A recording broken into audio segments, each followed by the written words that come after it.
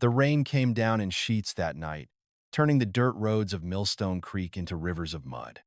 Inside the Hollow Pine Saloon, the air hung thick with cigar smoke and the low murmur of men trying to forget their troubles. But outside, pressed against the fogged-up window, a figure stood trembling in the cold. Her fingers, pale and shaking, reached up to the glass. Slowly, deliberately, she traced 4 words through the condensation.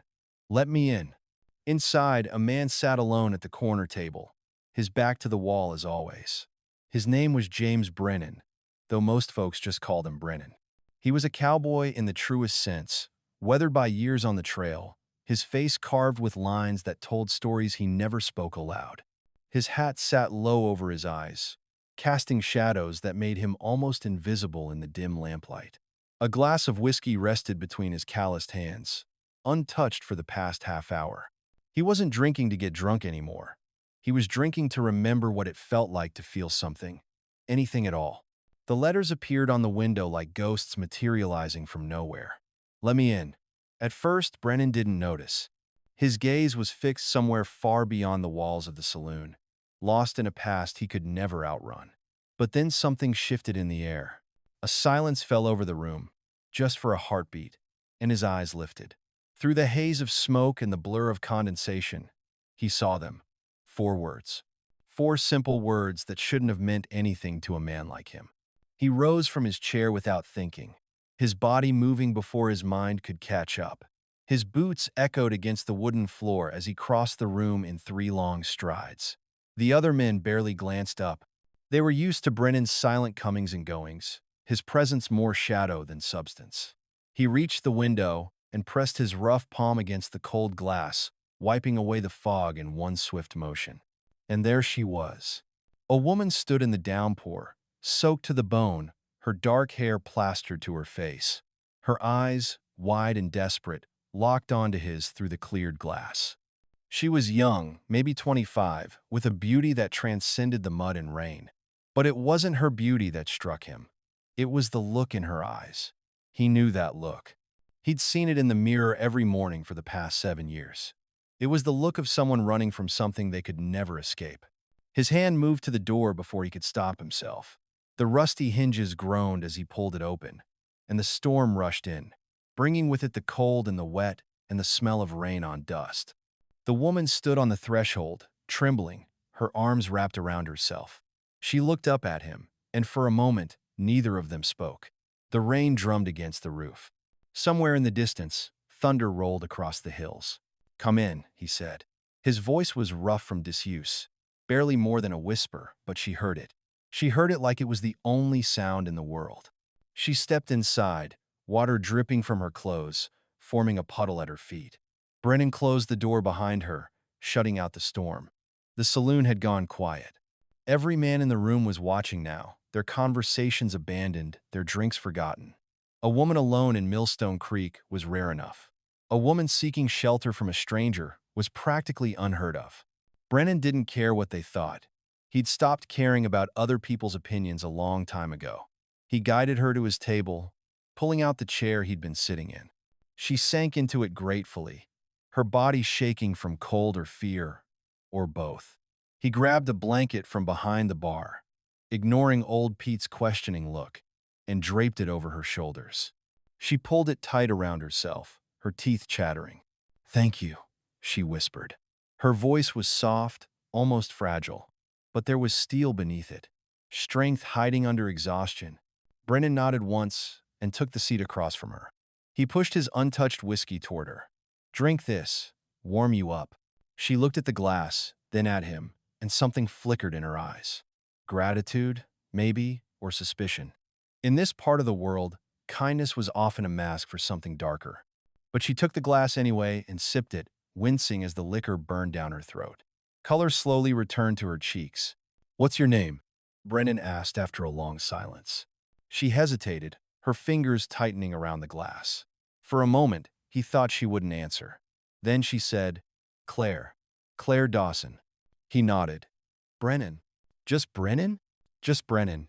Another silence fell between them, but it wasn't uncomfortable. It was the silence of two people who understood that some things didn't need to be said. Not yet. Outside, the rain continued its relentless assault on the earth, and inside, the saloon slowly came back to life. Conversations resumed in hushed tones, glasses clinked. But at Brennan's table, time seemed to stand still. He studied her face, taking in the details he hadn't noticed before. A bruise, faint but unmistakable, colored her left cheekbone. Scratches marked her hands. Her clothes, though soaked, were well made, the kind a woman from a decent family would wear. But there were tears in the fabric and dirt ground into the seams.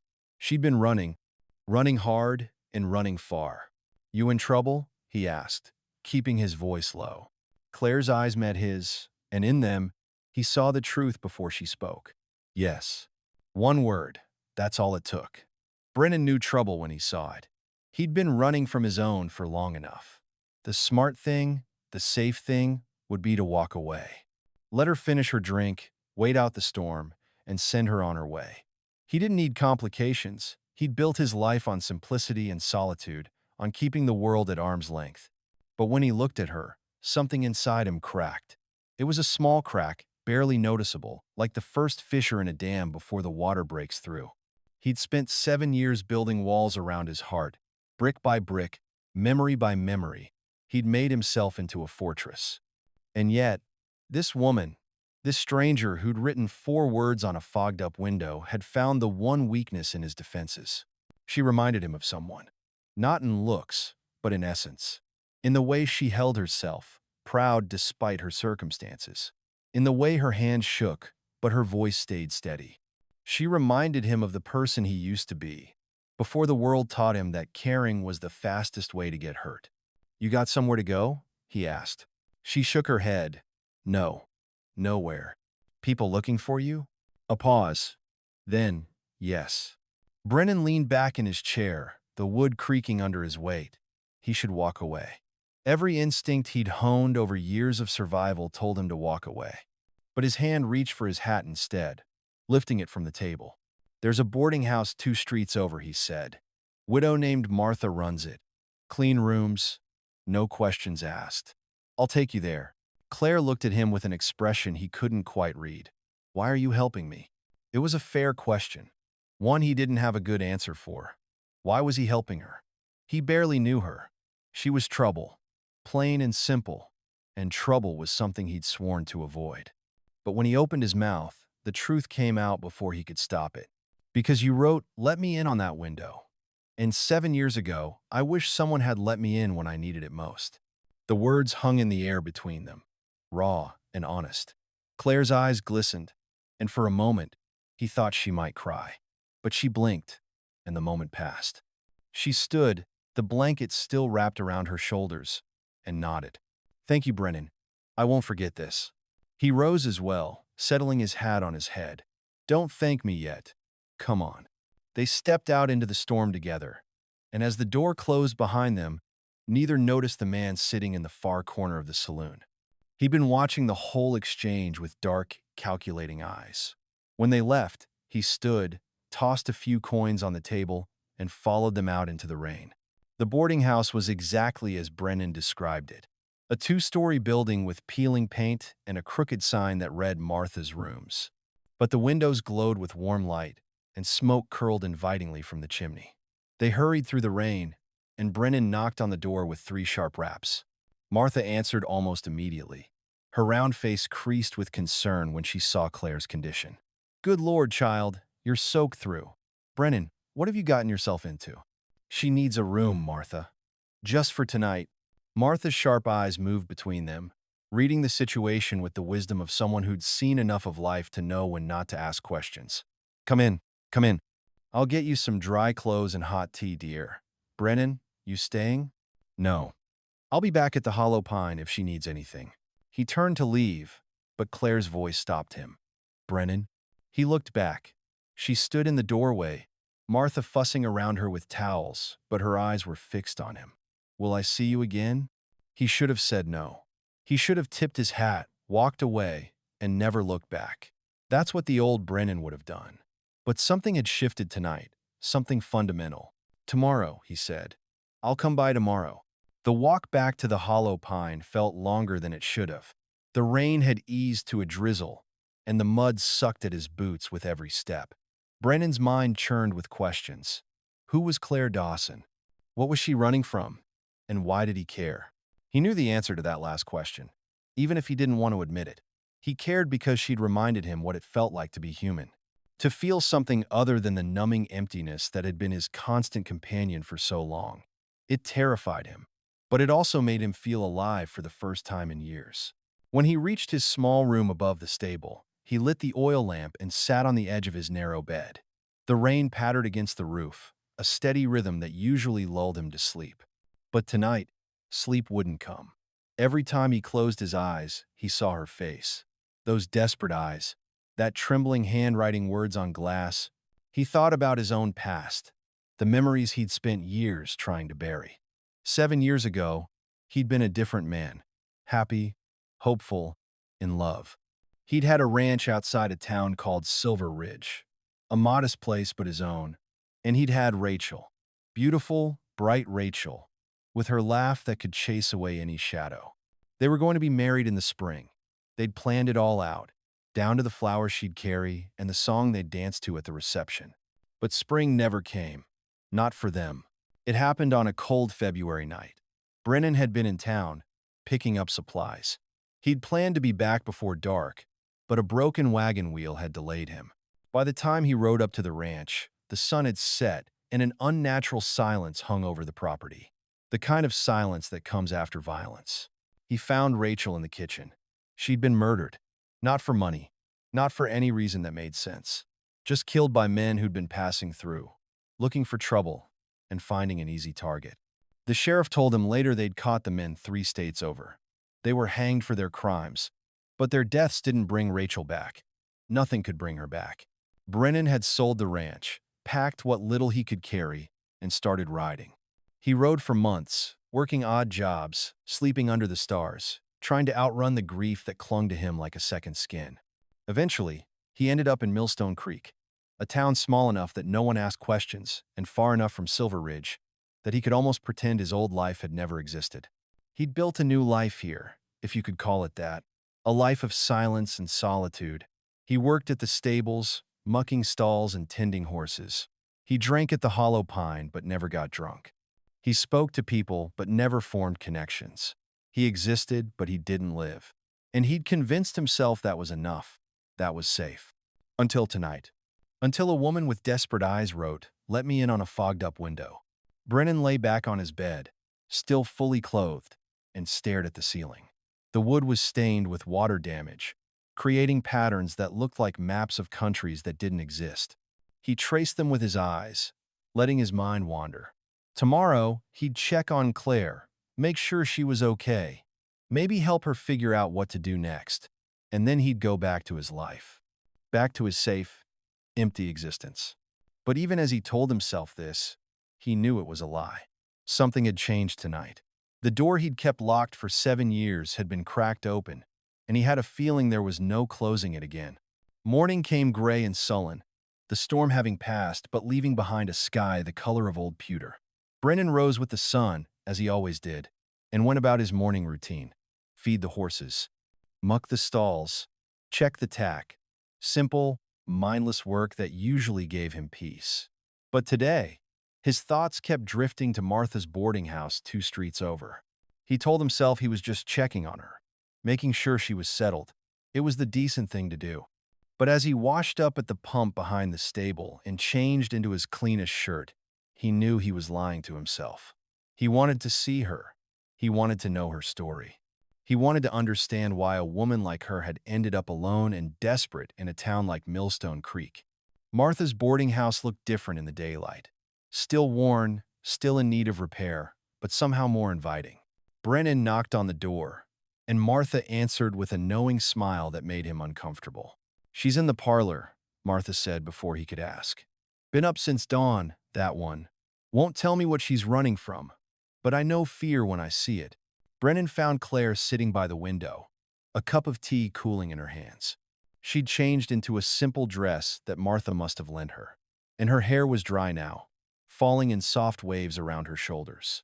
She looked up when he entered, and something in her expression shifted. Relief? maybe?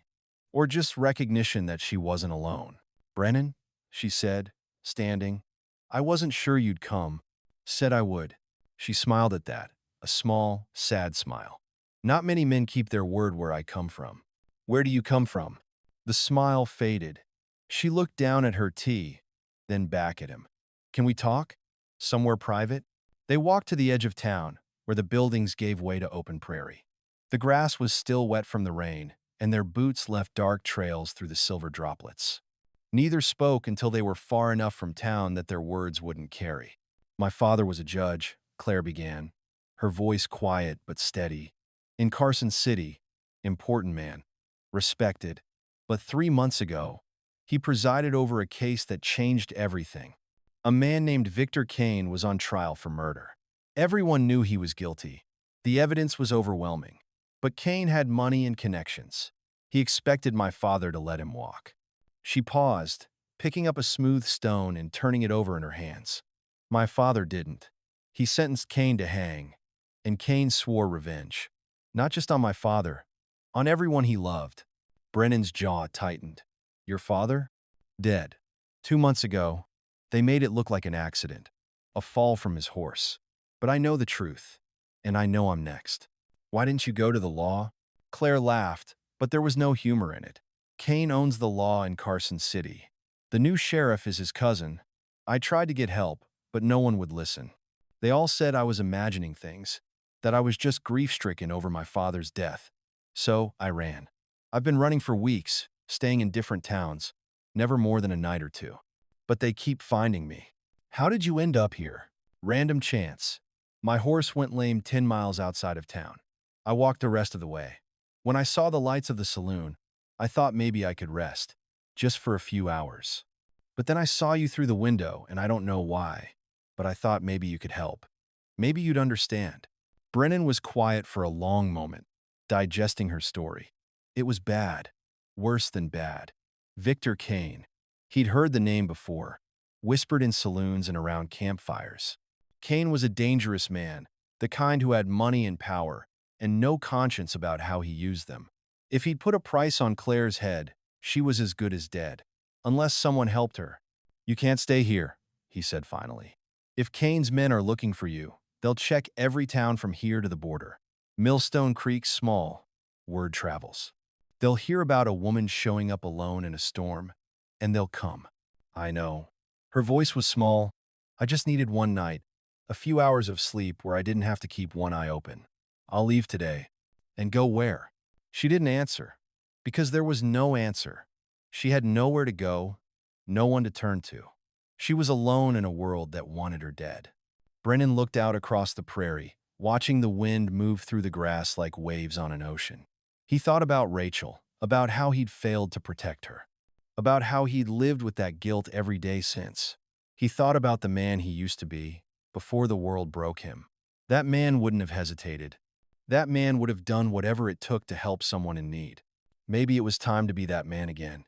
There's an old line shack about 15 miles north of here, he said slowly. Used to belong to a cattle operation that went under. Been abandoned for years. No one goes out that way anymore. You could hole up there while we figure out what to do. We? He turned to look at her, and in her eyes, he saw hope flickering like a candle flame in the wind. Fragile, easily extinguished, but still burning. Yeah, he said. They left that afternoon, taking the back trails that only locals knew about. Brennan had packed supplies, enough for a week or two, and saddled 2 horses from the stable. The owner, old Tom, didn't ask questions when Brennan said he was taking a few days to check on some property. Tom was good that way. He understood that some things were better left unsaid. The ride to the line shack was quiet. Claire sat her horse well, despite everything she'd been through. Brennan found himself stealing glances at her, wondering about the life she'd left behind. A judge's daughter. She'd probably grown up with fine dresses and fancy parties, a world away from the harsh reality of survival on the frontier. Yet here she was, riding through wild country with a stranger, her life reduced to whatever she could carry in a saddlebag. The line shack appeared in the late afternoon, a small structure of weathered wood and cracked windows. But the roof was intact, and the door still hung on its hinges. It would do. They spent the evening making the place habitable. Brennan patched the worst of the gaps in the walls, while Claire swept out the dust and cobwebs. They worked in companionable silence, falling into an easy rhythm. When darkness fell, Brennan lit a fire in the old stone hearth, and they sat on opposite sides of it, eating cold biscuits and jerky. "Tell me about yourself," Claire said after a while. "If you're going to risk your life helping me, I should at least know who you are." Brennan poked at the fire with a stick, watching the sparks spiral up into the darkness. "Not much to tell." "I don't believe that." He was quiet for so long that she thought he wouldn't answer.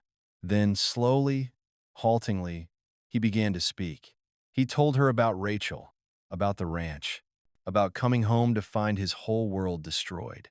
He told her about the years of drifting, the hollow feeling that never went away, the way he'd built walls around himself because it was easier than risking that kind of pain again. When he finished, Claire's eyes were bright with unshed tears. "I'm sorry," she whispered. "I'm so sorry. It was a long time ago. Pain doesn't care about time." He looked at her across the firelight, and something passed between them. Understanding, recognition. They were both survivors of tragedies that had shaped them, scarred them, made them who they were. Different tragedies, different scars. But the wound underneath was the same. The wound of loss. Of betrayal by a world that promised safety and delivered violence instead. "Why did you really help me?" Claire asked. The truth. Brennan considered the question. He could tell her it was because she reminded him of Rachel, or because he saw himself in her desperation, or because he was tired of being alone. All of those things were true, in their way. But the real truth was simpler and more complicated than that. "Because you asked," he said finally. "You wrote, 'Let me in on that window.' And I couldn't say no." They fell into a routine over the next few days. Brennan would ride into town each morning to check for any sign of trouble, while Claire stayed at the line shack, keeping out of sight. In the evenings, they'd sit by the fire and talk. Really talk, the way two people do when they know they might not have much time. Claire told him about her childhood, about her mother who died when she was young, about growing up in her father's shadow. Brennan found himself opening up in ways he hadn't in years, sharing memories of Rachel and the life they'd planned, but never got to live. It was on the fifth day that trouble found them. Brennan was riding back from town when he noticed the tracks. 3 horses, moving fast, heading north. His blood ran cold. He urged his horse into a gallop, racing toward the line shack. When he burst through the door, Claire looked up from the book she'd been reading, her face going pale at his expression. "They're coming," he said. "We need to go. Now." They had maybe 20 minutes head start. Claire grabbed what she could while Brennan saddled the horses with shaking hands. They rode hard, pushing the animals to their limits, heading deeper into the wilderness where most men wouldn't dare follow. But Cain's men weren't most men. They were hunters, paid well for their cruelty, and they had the scent now. The chase lasted for hours. Through ravines and across streams, up rocky slopes where one wrong step could send a horse tumbling. Brennan could hear them behind, getting closer. 3 men against 2. Bad odds. Worse, when you considered that one of the 2 had spent the last 7 years avoiding conflict. But sometimes a man doesn't have a choice. They made their stand in a narrow canyon, rocks on 3 sides, and only one way in or out. Brennan pulled Claire down behind a boulder, his Winchester rifle already in his hands. His heart pounded, but his hands were steady. This was it, the moment he'd been avoiding for 7 years. The moment where he had to decide who he really was. The men rode into the canyon like they owned it. 3 of them, just as Brennan had counted. The leader was a big man with a scar running down his face and dead eyes that had seen too much violence to be shocked by more. He smiled when he saw Brennan and Claire. Well, he drawled. "Miss Dawson, Mr. Cain's been looking for you." "And who's this? Your new friend?" Brennan stepped forward, keeping himself between the men and Claire. "Turn around and ride away. Last chance." The scarred man laughed. "I don't think so, Cowboy. See, Mr. Cain pays good money for results, and I always deliver." What happened next happened fast. The scarred man went for his gun, but Brennan was faster. 7 years of guilt and rage and pent-up pain exploded out of him in that moment. His first shot took the leader in the shoulder, spinning him out of his saddle. His second caught one of the other men in the leg. The third man got a shot off, the bullet whining past Brennan's ear close enough that he felt the heat of it. Then Claire's small derringer cracked, and the third man clutched his arm, his gun falling into the dust. For a moment, nobody moved. The three men lay or knelt in the dirt, wounded but alive. Brennan kept his rifle trained on them, his finger on the trigger. It would be so easy. 3 quick shots, and the threat would be gone forever. Kane's men, eliminated. Claire safe. But Rachel's face floated up in his memory. Her gentle smile. Her belief that there was good in everyone, even when the world tried to convince her otherwise. She wouldn't have wanted this. She would have wanted him to be better. Get up, Brennan said, his voice rough. Take your horses and ride. Tell Kane that Claire Dawson has protection now. Tell him if he sends more men, they won't ride back. The scarred man, clutching his bleeding shoulder, laughed bitterly. You're a fool, Cowboy. Kane doesn't stop. He doesn't forget. You just signed your death warrant. Maybe, but not today. Now get out of here before I change my mind. They limped away, helping each other onto their horses, leaving a trail of blood and curses. When they were gone, Brennan lowered his rifle, his hands suddenly shaking with the aftermath of adrenaline. Claire stepped up beside him, her own hands trembling as she tucked the derringer back into her pocket. That was incredible, she breathed. That was stupid, Brennan corrected. I should have killed them. They'll go straight to Kane. But you didn't. You showed them mercy. That's not stupid. That's human. He looked at her, and in her eyes, he saw something that terrified him more than any gunfight. He saw admiration, respect, and something else. Something that looked dangerously like love. We can't go back to Millstone Creek, he said, changing the subject before he could think about what he'd seen in her gaze. Kane will send more men, probably a whole gang this time. We need to get you somewhere safe, somewhere he can't reach you. Where? There's nowhere safe from a man like Kane. You said so yourself. There's one place. Brennan took a breath, hardly believing what he was about to suggest. My ranch. The one I used to own in Silver Ridge. I sold it, but I kept the deed. The new owner never took possession, legal complications or something. Far as I know, it's still sitting empty. It's remote, hidden, and no one knows I have any connection to it anymore. You want to go back there, after everything that happened? No, I don't want to, but it's the safest place I can think of. Claire was quiet for a long moment, studying his face. Then she nodded. Okay, if you're sure. He wasn't sure. He wasn't sure about anything anymore. But he knew one thing with absolute certainty. He wasn't going to let Claire die the way Rachel had died. He wasn't going to fail again. The journey to Silver Ridge took 3 weeks. They traveled slowly, carefully, avoiding main roads and towns where possible. They slept under the stars and ate what they could hunt or forage. It should have been miserable, but somehow it wasn't. Somehow, despite the danger and the uncertainty, Brennan found himself enjoying Claire's company. The way she laughed at his dry observations. The way she never complained, even when the going got tough. The way she looked at him like he was someone worth looking at. They reached Silver Ridge on a gray morning in early autumn. The town had grown since Brennan had last seen it. New buildings springing up where there'd once been empty lots. But on the outskirts, where the ranch waited, nothing had changed. The house still stood, weathered but solid. The barn still leaned to one side. The fence still needed mending. Brennan sat his horse at the edge of the property, his throat tight. He hadn't been back since the day he'd buried Rachel. 7 years. 7 years of running from this place, from these memories. And now here he was, by choice, bringing another woman to the home he'd built with the first. Brennan? Claire's voice was gentle. Are you okay? No, he said honestly. But let's do this anyway. The house was dusty and full of spider webs, but structurally sound.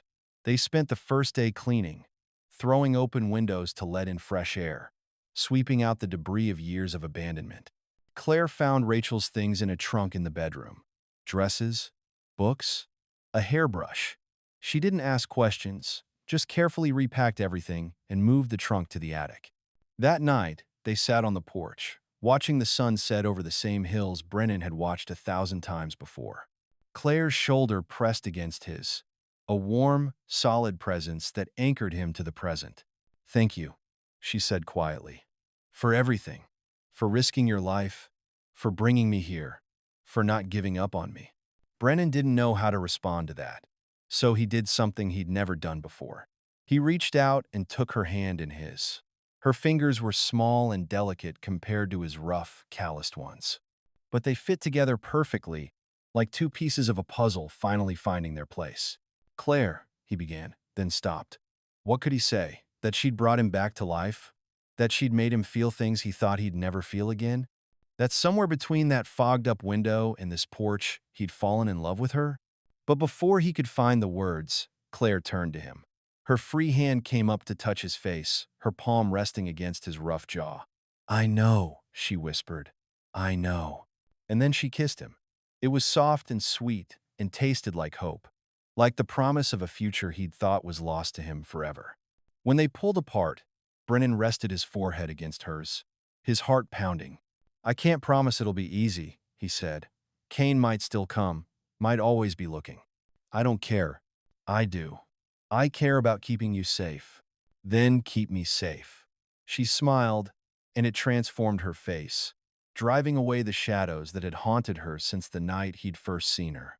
"But don't shut me out. Don't build those walls again. Let me in, Brennan. Really let me in." He thought about that night in Millstone Creek, about those 4 words traced through condensation. Let me in. She'd been asking for shelter then, but now she was asking for something more. She was asking for his heart, his trust, his future. And for the first time in 7 years, James Brennan was ready to give it. Over the following months, they built a new life together. The ranch slowly came back to life under their care. They fixed the fence, repaired the barn, planted a garden. Brennan taught Claire to handle a gun properly, just in case. She taught him to laugh again, to see joy in small things. They were healing, both of them, scars fading, if never quite disappearing. Word eventually reached them that Victor Kane had been arrested on new charges. Apparently, several of his victims had found the courage to come forward, inspired by Judge Dawson's original stand. Kane would hang, just as he'd feared. The threat was over. But by then, it didn't matter, because Claire and Brennan had discovered something more important than safety. They discovered that sometimes the hardest thing to do is open your heart after it's been broken. And sometimes, when you finally manage it, when you let someone in despite all your fears, you find that the risk was worth it. That love, real love, is worth every scar it might cost you. One evening, as winter approached and the first snow began to fall, Brennan stood at the window of their bedroom. Condensation had formed on the glass from the warmth inside versus the cold without. He reached up with one finger and slowly traced words through the fog. "You're home now." Behind him, Claire laughed, that beautiful sound that had become the music of his days. She came to stand beside him, wrapping her arms around his waist, her head resting against his back. "Yes," she agreed. "I am." The words faded from the window as the fog cleared, but their meaning remained. Brennan had spent 7 years running from home, from memory, from pain. And Claire had spent months running from death, from fear, from a past that wanted to destroy her. But somehow, impossibly, they'd found their way to each other. They'd found their way home. Outside, the snow continued to fall, blanketing the ranch in white. Inside, the fire crackled in the hearth. And 2 people who'd been lost found something they'd thought was gone forever. They found hope. They found healing. They found love. And it all started with 4 words on a fogged-up window, written by a desperate hand on a cold, rainy night. 4 words that changed everything. 4 words that saved 2 lives and brought them together. Let me in. Sometimes that's all it takes. Sometimes the bravest thing you can do is ask for help. And sometimes, if you're lucky, someone hears you. Someone opens the door. Someone invites you out of the storm and into the warmth. James Brennan had been that someone for Claire. And in saving her, he'd saved himself. He'd learned that the walls we build to protect ourselves can also imprison us. That vulnerability isn't weakness. That letting someone in, really letting them in, is the only way to truly live. The ranch prospered over the years. Children eventually came, filling the house with laughter and noise. The barn was rebuilt properly, the fences mended with care. The garden bloomed every spring, a riot of color against the brown prairie. Neighbors came to know Brennan and Claire as good people, solid people, the kind you could count on in hard times. But on quiet evenings, when the children were asleep and the world was still, Brennan and Claire would sometimes stand together at that window. They'd let it fog up with their breath, and one of them would trace words through the condensation. Different words each time. Love notes, promises, dreams. Small messages that disappeared almost as soon as they were written.